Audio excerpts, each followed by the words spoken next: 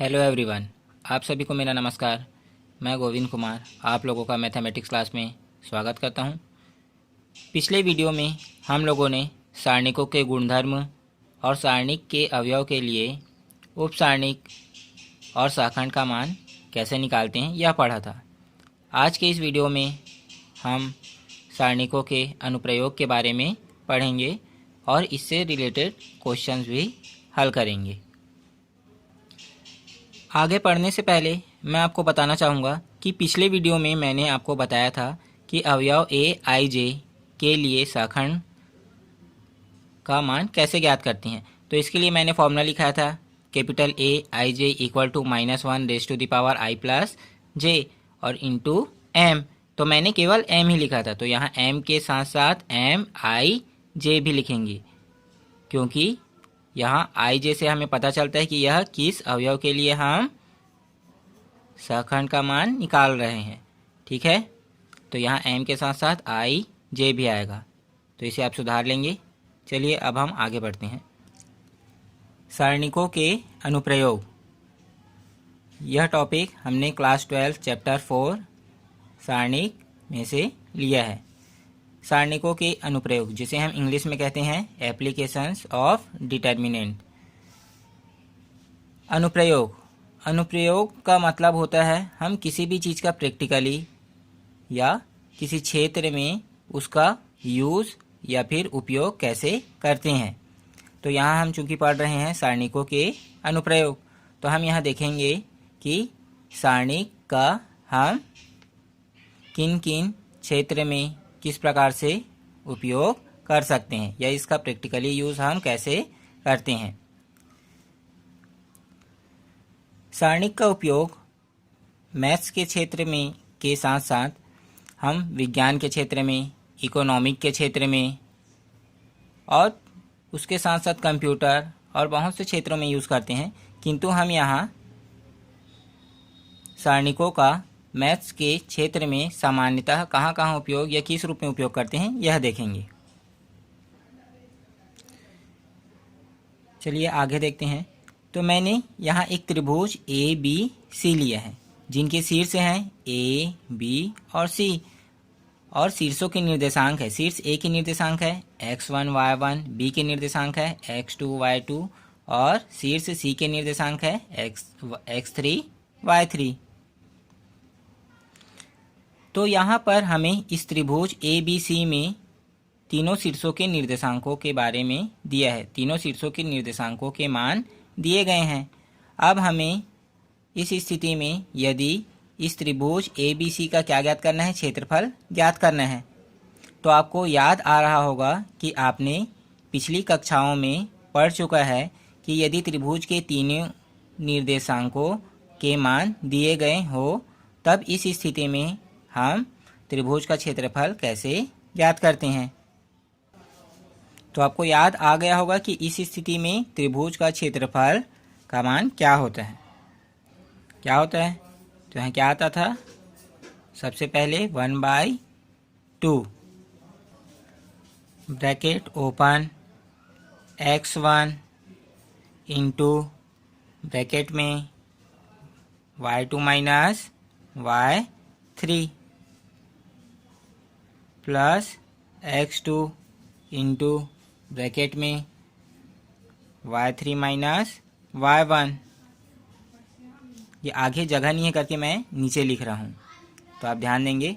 फिर इसके बाद है आगे plus x3 into y1 minus y2 bracket close. तो यह फॉर्मूला हमने पिछली कक्षाओं में पढ़ चुका है। क्या था, त्रिभुज के क्षेत्रफल का formula 1/2 bracket open x1 into y2 minus y3 plus x2 into y3 minus y1 plus x3 into y1 minus y2। तो देखिए, तो ये ब्रैकेट के अंदर का जो वैल्यू है, कोष्टक के अंदर का जो मान है, इसे हम क्या सारणिक रूप में लिख सकते हैं। तो हाँ, लिख सकते हैं। तो देखिए, इसे हम अगर सारणिक रूप में लिखें तो यह किस रूप में हमें प्राप्त होगा।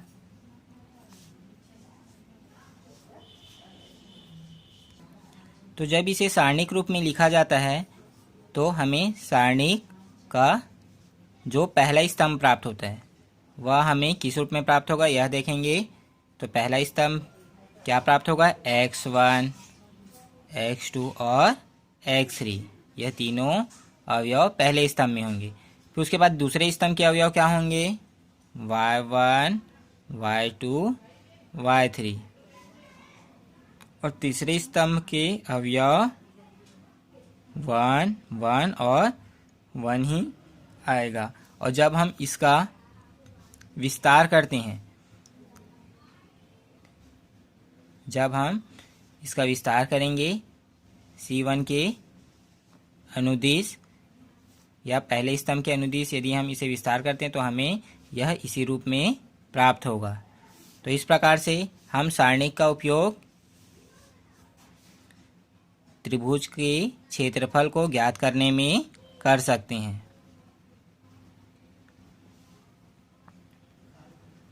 तो इस प्रकार से हम इसका पहला अनुप्रयोग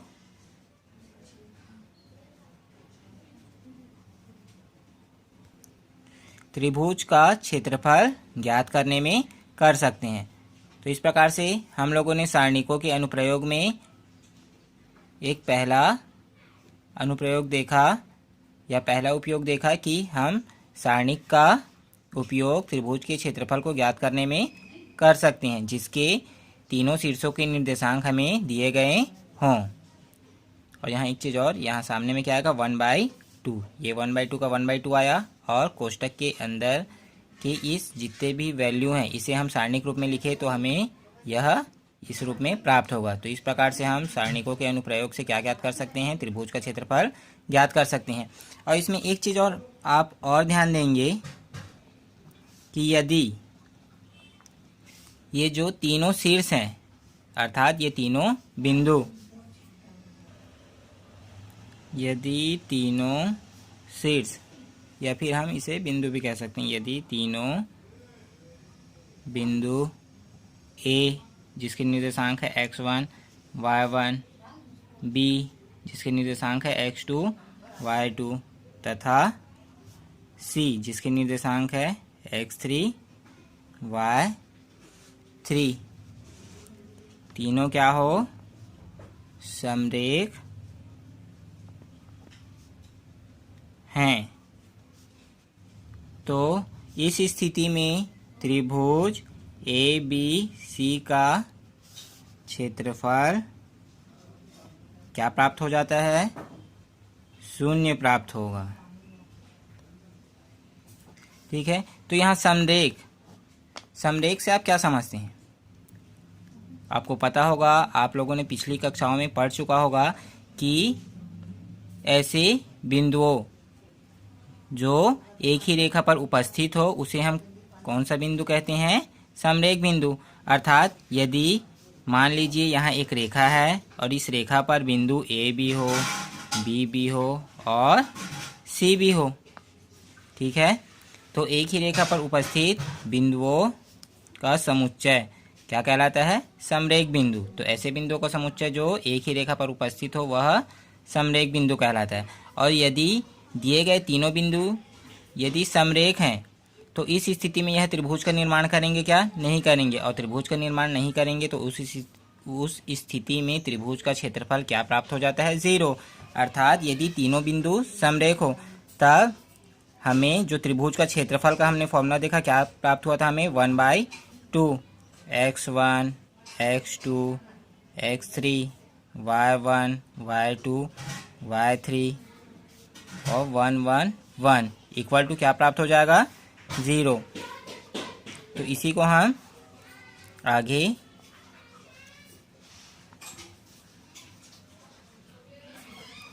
सारणिक x1, x2, x3 जिसके पहले जो पहला स्तंभ है और दूसरा स्तंभ y1, y2, y3 और 1, 1, 1 यदि तीनों बिंदु A, B, C यदि दिए गए बिंदु समरेख हैं, यदि दिए गए तीनों बिंदु क्या हो, समरेख हो, तो उस स्थिति में क्षेत्रफल का मान 0 प्राप्त होता है।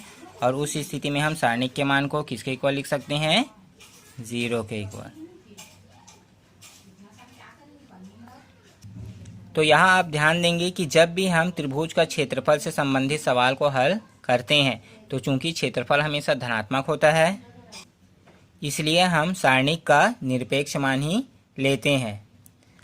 और यदि हमें प्रश्न में क्षेत्रफल का मान दिया गया हो तो गणना करते समय सारणिक का हम धनात्मक मान भी लेंगे और ऋणात्मक मान भी लेते हैं। ठीक है। और फिर उसके बाद हमने देखा कि यदि दिए गए तीनों बिंदु क्या हो, संरेख हो या फिर समरेख हो, तो उस स्थिति में त्रिभुज का क्षेत्रफल 0 होता है और हम उस सारणिक के मान को 0 के इक्वल रख सकते हैं। ठीक है।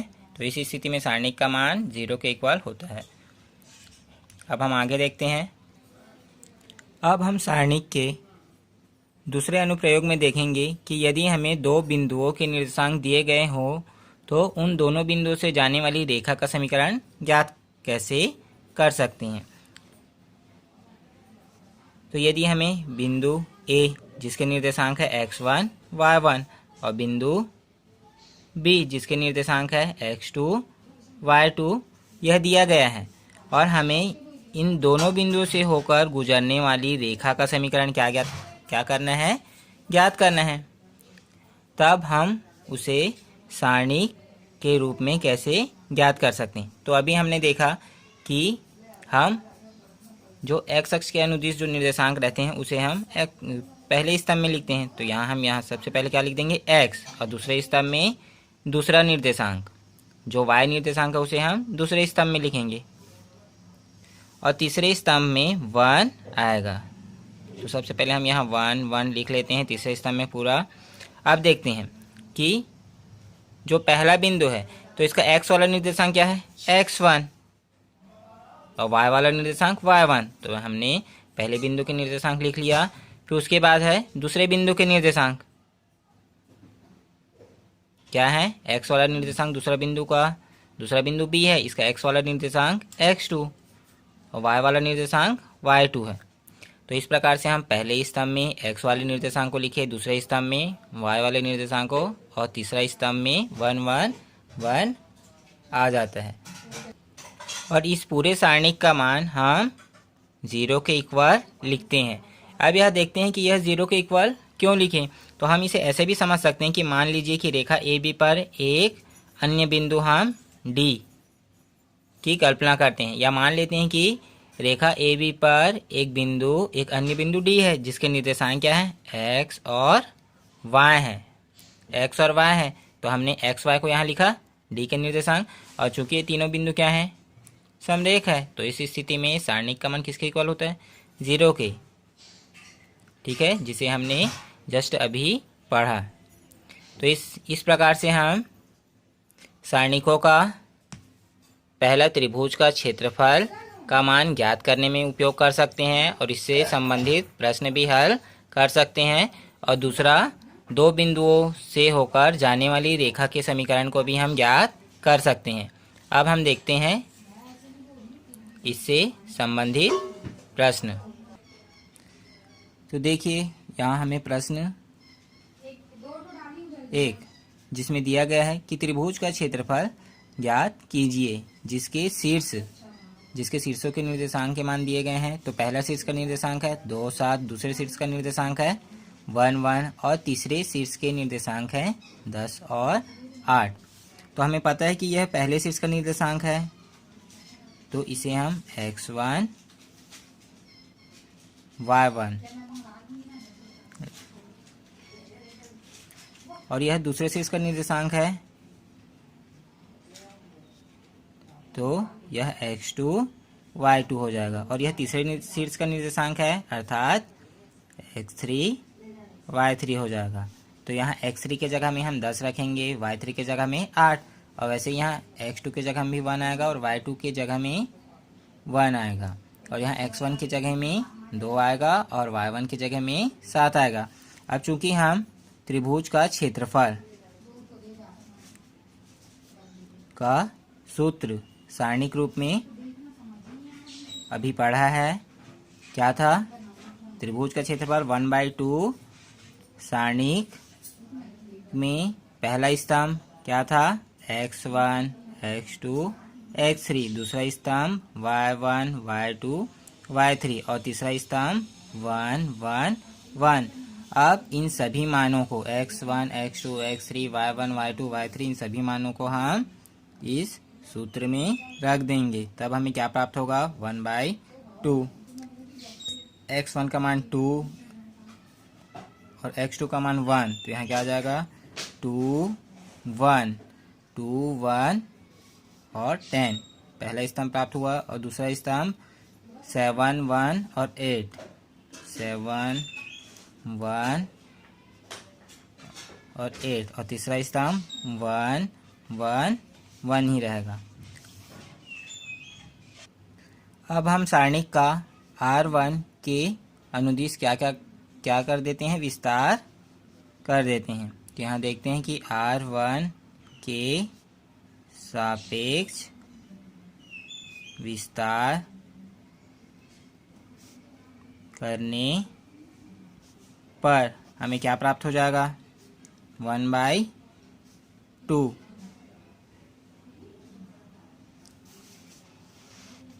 Bracket open. अब हम R1 के सापेक्ष विस्तार करें तो R1 का पहला अवयव 2 है, तो 2। अब इसके उप सारणिक का मान क्या प्राप्त हो जाएगा 1 1 8 1। हमने इस पंक्ति और इस स्तंभ को क्या कर दिया, छोड़ दिया, तब हमें उप सारणिक मिल गया। अब उसी प्रकार अब आगे बढ़ते हैं। अब क्या आएगा -7। अब 7 के लिए उप सारणिक का मान क्या होगा 1 1 10 1। अब आगे +1 आ गया। अब इसके लिए उप सारणिक का मान क्या होगा, अब इस स्तंभ और इस पंक्ति को छोड़ देते हैं तो क्या मिलेगा हमें 1 1 10 और 8 ब्रैकेट क्लोज। तो यहाँ हमने बड़ा कोष्ठक को यहाँ ओपन किया, यहाँ क्लोज किया। अब आगे अब हम 2 क्रॉस 2 वाले सारणी को कैसे विस्तार करते हैं यह पढ़ चुका है, तो अब हम इसे आगे सॉल्व करेंगे। तो यहाँ क्या हो जाएगा, अब हम इसमें क्रॉस मल्टीप्लाई करेंगे, क्या होगा 1 × 1 1 और 8 × 1 -8 -7 × 1 × 1 1 10 × 1 -10 प्लस 1 इंटू यहाँ 1 × 8 8 माइनस 10 × 1 10 1/2 बड़ा कोष्ठक खुलेगा। अब यहाँ क्या प्राप्त होगा हमें 2 × 1 - 8, तो यहाँ क्या मिल जाएगा हमें 1 - 8 किसके इक्वल होगा -7, और यहाँ -7 आया इंटू 1 - 10 -9, फिर +1 8 - 10, तो यहाँ क्या आ जाएगा इंटू -2। तो आगे हमें क्या प्राप्त हो जाएगा 2 × 7 -14 माइनस प्लस हो जाएगा, और यहाँ 7 × 9 63 प्लस इंटू माइनस माइनस, और यहाँ 1 × 2 2 आ जाएगा। अब हम इसे आगे सॉल्व करते हैं। -14 और +63 में से -2 कर देते हैं तो क्या प्राप्त होगा हमें 63 में से 2 को घटा देंगे तो 61 आ जाएगा। अब यहाँ हम देखते हैं कि यहाँ क्या है ऋण 14 + 61, तो हमें यहाँ क्या प्राप्त हो जाएगा 47, क्योंकि 61 में से 14 घटाओगे तो कितना आएगा 47। तो इस प्रकार से हमें क्षेत्रफल क्या प्राप्त हो गया 47/2 वर्ग इकाई। और यदि यह क्षेत्रफल ऋणात्मक आता तो भी हम इसे प्लस ही लेते, क्योंकि क्षेत्रफल हमेशा धनात्मक होता है। ठीक है, तो आया आपको समझ में। तो इस प्रकार से हम जो त्रिभुज के क्षेत्रफल वाले क्वेश्चंस है उसे सारणिक का उपयोग करके ज्ञात कर सकते हैं। अब हम देखते हैं अगला सवाल। तो अगले प्रश्न में क्या दिया है कि हमें k का मान ज्ञात करना है यदि त्रिभुज का क्षेत्रफल कितना दिया हमें 4 वर्ग इकाई, और जहां त्रिभुज के शीर्ष बिंदु के निर्देशांक भी दिए गए हैं, जिनके निर्देशांक है, पहले शीर्ष का निर्देशांक है k और 0 है ये, ठीक है, और दूसरे शीर्ष का निर्देशांक है 4 0 और तीसरे शीर्ष का निर्देशांक है 0 2। तब इस स्थिति में हमें किसका मान ज्ञात करना है? k का मान ज्ञात करना है। तो देखिए यहाँ हमें त्रिभुज का क्षेत्रफल का मान कितना दिया है? 4। और मैंने आपको शुरुआत में ही बता दिया है कि जब हम प्रश्न को हल करते हैं और जब क्षेत्रफल का मान हमें दिया गया हो तब हम आगे गणना करते समय क्षेत्रफल को धनात्मक में भी लेते हैं और ऋणात्मक में भी लेते हैं। चलिए अब हम प्रश्न को हल करते हैं। तो जैसे कि यहाँ शीर्षों के निर्देशांक है तो यहाँ पहले शीर्ष के निर्देशांक क्या हो जाएंगे? x1 y1, और यहाँ यह x2 y2 और ये x3 y3। तो सबसे पहले हम त्रिभुज का क्षेत्रफल लिख लेते हैं। तो कि त्रिभुज का क्षेत्रफल क्या होता है हमने पढ़ा है 1/2। तो यहाँ मैं डायरेक्टली वैल्यू को रख देता हूँ। तो सबसे पहले क्या आ जाएगा? x1 का वैल्यू अर्थात k, x2 का वैल्यू क्या आ जाएगा? x2 का वैल्यू क्या है? 4। फिर x3 का वैल्यू 0। उसी प्रकार आगे y1 का वैल्यू 0, y2 का वैल्यू 0 और y3 का वैल्यू 2। अब आगे देखते हैं, फिर आगे क्या आएगा? 1 1 1। और चूंकि हमें यहाँ दिया गया है कि जो क्षेत्रफल है, कि जो त्रिभुज का क्षेत्रफल है वो किसके इक्वल है? 4 के। दिया है त्रिभुज का क्षेत्रफल 4 वर्ग इकाई है, इसलिए हम इस पूरे मान को किसके इक्वल लिख सकते हैं? 4 के। तो इसलिए यहाँ क्या प्राप्त हो जाएगा हमें? 1/2। अब सारणिक का मान लिख देते हैं k 4 0 0 0 2 1 1 1 इक्वल टू क्या आ जाएगा? ±4। क्योंकि मैंने आपको पहले भी बता चुका है कि जब हमें क्षेत्रफल दिया गया होता है और हमें आगे किसी निर्देशांक का मान ज्ञात करना हो या जो भी गणना करना हो तब उस स्थिति में हम क्षेत्रफल को धनात्मक और ऋणात्मक दोनों लेकर के चलते हैं। अब हम इसे आगे सॉल्व करेंगे। तो यहाँ क्या आ जाएगा? 1/2 ब्रैकेट ओपन। अब देखिए जब भी हमें सारणिक का मान दिया गया होता है और उसे सरलतम से सरलतम तरीके से अगर हल करना हो तो हम यह देखते हैं कि किस पंक्ति या किस स्तंभ में अधिकतम मान क्या 0 हो। तो देखते हैं यहाँ सबसे अधिक 0 किसी पंक्ति में दिया गया है या किसी स्तंभ में। तो देखिए यहाँ दूसरे स्तंभ में जो मान दिया गया है उसमें अधिकतम ये दोनों मान क्या है? 0 है। तो इस स्थिति में हम इसे C2 अर्थात स्तंभ 2 के अनुदिश क्या कर सकते हैं? विस्तार कर सकते हैं। तो अब हम इसे C2 के सापेक्ष विस्तार करते हैं। तो देखिए ये दोनों मान 0 दिया है तो हमें इन दोनों मान के लिए इसके उपसारणिक का मान लिखना जरूरी नहीं है।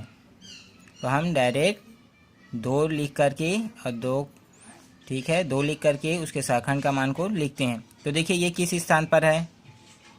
पहला पंक्ति और दूसरा स्तंभ। तो 1 + 2 अर्थात यहाँ इसके सामने में क्या आ जाएगा? -0 और इसके उपसारणिक का मान हम जो भी लिखे उसका मान भी क्या होगा? 0। तो लिखने का ज़रूरत नहीं है।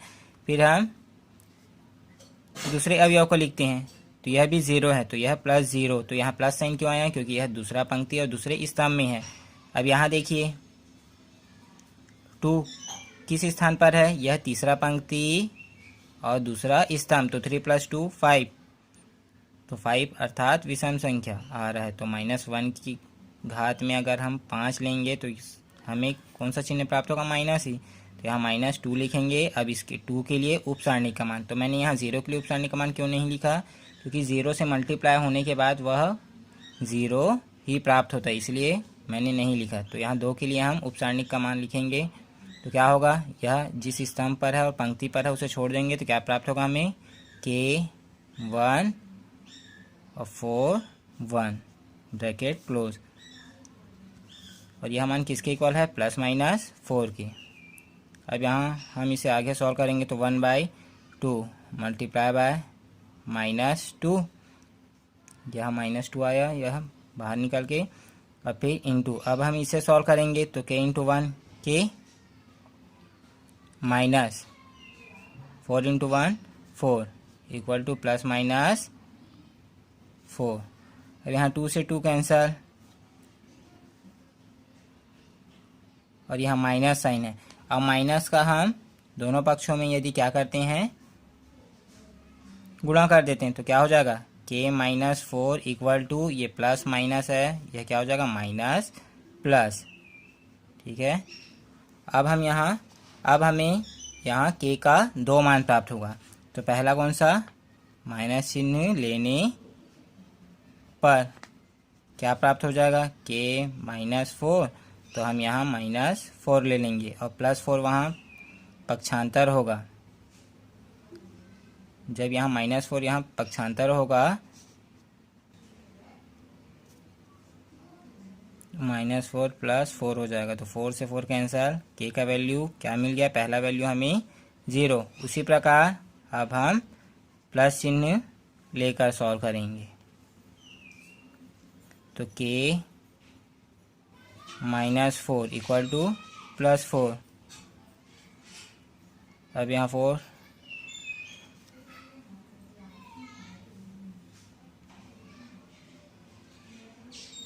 + 4 तो इक्वल टू हमें k का वैल्यू क्या प्राप्त हो जाएगा? k का मान क्या मिल जाएगा? 8। तो इस प्रकार से हम क्वेश्चंस को सॉल्व करते हैं। तो अतः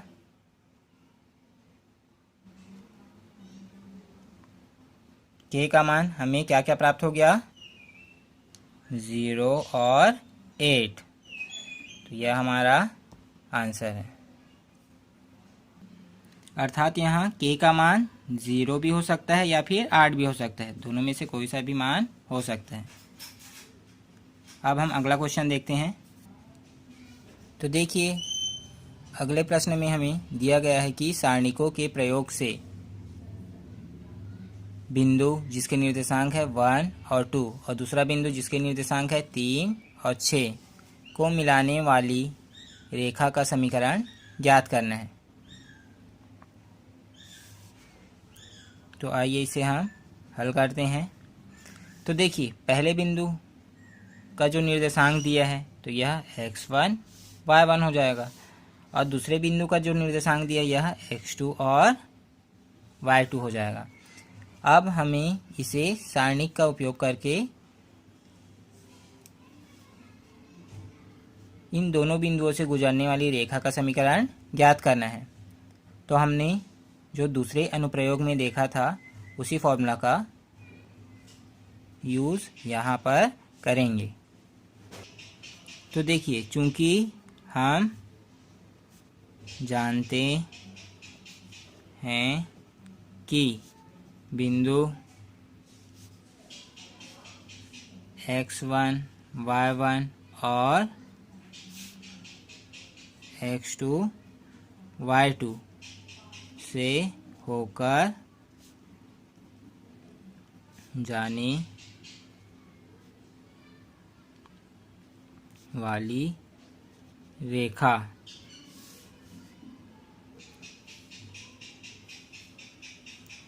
रेखा का समीकरण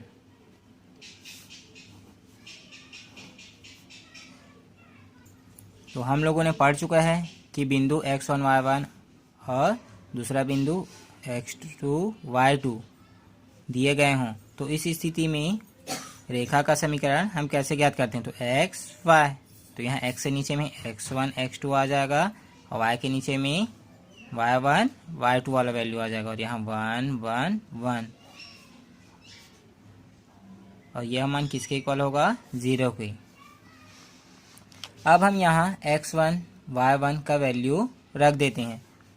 तो यहाँ x1 का वैल्यू क्या है, हम देखे थे x1 का वैल्यू क्या है 1 और x2 का वैल्यू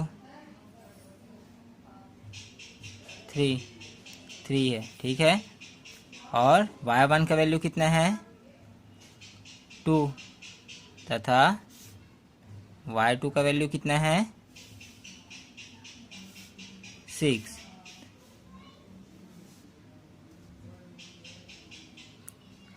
अब हम इन सभी मानों को इस समीकरण में क्या कर देते हैं, रख देते हैं।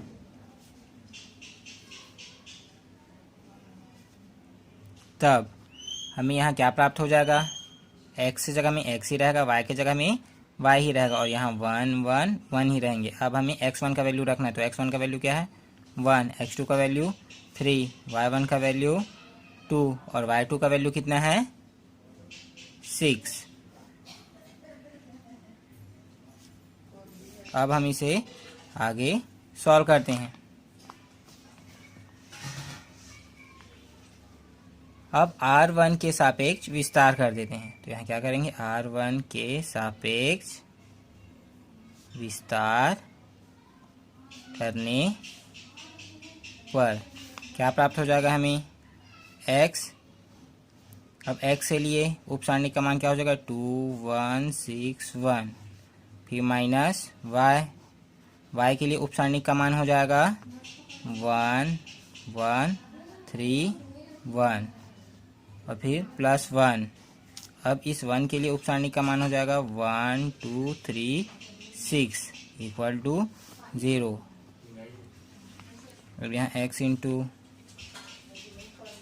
2 into 1 minus 6 into 1 6 minus y, फिर ब्रैकेट में क्या आ जाएगा 1 इंटू 1 1 माइनस 3 इंटू 1 3, फिर प्लस 1 ब्रैकेट में क्या आ जाएगा 1 इंटू 6 6 और 3 इंटू 2 6 इक्वल टू 0।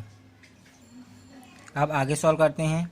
तो x इंटू 2 माइनस 6, तो 2 माइनस 6 क्या हो जाएगा -4, तो -4x, फिर यहाँ माइनस y इंटू यहाँ 1 माइनस 3, तो 1 माइनस 3 कितना हो जाएगा -2, तो माइनस माइनस प्लस 2y और यहाँ 6 माइनस 6 कैंसिल हो जाएगा 0, तो यहाँ 0 आ गया, तो लिखने की ज़रूरत नहीं है। अब हम इसे आगे सॉल्व करेंगे तो क्या मिलेगा 2y equal to 4x plus 4x, या हम इसे लिख सकते हैं y इक्वल टू 2x। तो यह हमें क्या प्राप्त हो गया, इन दोनों बिंदुओं से गुजरने वाली रेखा का समीकरण। तो हमें समीकरण क्या प्राप्त हो गया, इसे y माइनस 2x भी लिख सकते हैं या y इक्वल टू 2x। तो इस प्रकार से हम लोगों ने आज सारणिकों का उपयोग करके त्रिभुज का क्षेत्रफल कैसे ज्ञात करते हैं यह देखा, और दो बिंदुओं से गुजरने वाली रेखा का समीकरण हम कैसे ज्ञात करते हैं यह भी देखा, और इससे संबंधित प्रश्न भी देखे। तो आज मैंने जितनी भी चीज़ें बताई है आपको, तो इन सभी